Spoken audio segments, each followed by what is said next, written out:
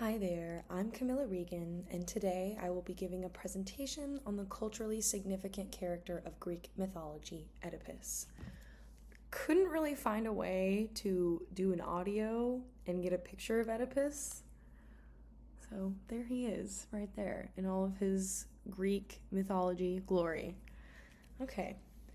Oedipus Rex was a Greek play performed between 430 and 426 BCE, and his story was a famous example of Greek tragedies, which were Greek myths or plays that would show the story of a tragic hero. Oedipus, as a character, had a wide influence on culture in a few different ways. Firstly, I figured I would touch on one of the most obvious psychoanalytical influences, and that is the Oedipus complex. One term that's commonly associated with Oedipus and his story is the famous term Oedipus complex, which was a psychoanalytical theory coined by controversial psychologist Sigmund Freud. It's the theory that during one stage of development during ages 3 to 5, boys will experience a sexual desire towards their mother while they experience a sense of rivalry with their father. This theory has been highly criticized and widely rejected, but is still taught in psychology classes today. At least it was in mine. Another cultural reference to Oedipus and his story is seen in This Is the End by The Doors, which was released in 1967. Frontman Jim Morrison was very into mythology, and that is reflected by certain lines in the song. And he came to a door, and he looked inside.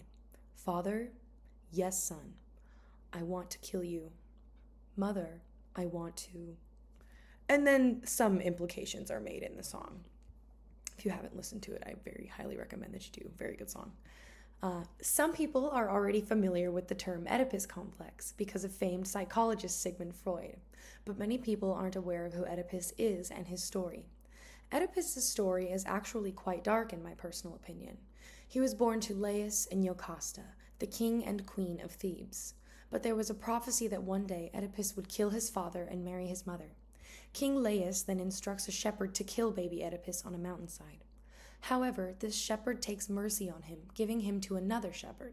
This other shepherd gives baby Oedipus to Polybus and Merope, the king and queen of Corinth, who adopted him and raised him as their own.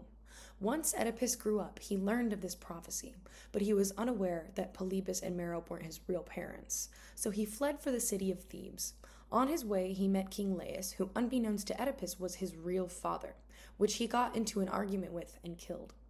Once he arrived at the city of Thebes, he rescued the city from the wrath of the Sphinx and ascends to the throne.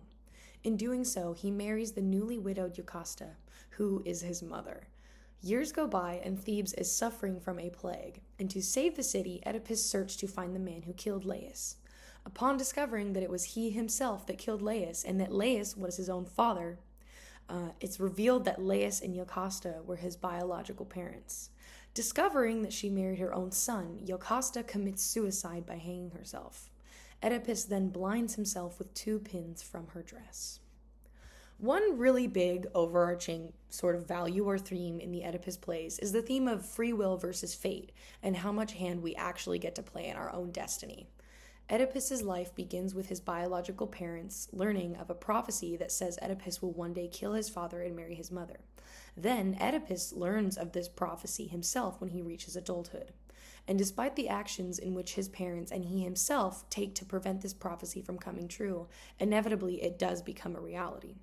Oedipus attempts to escape his fate and change his outcome, but in reality, the decisions he made led him to fulfilling this prophecy in the end. His story symbolizes how humans are ultimately powerless to the gods' decisions, and that one's fate can be hard to avoid.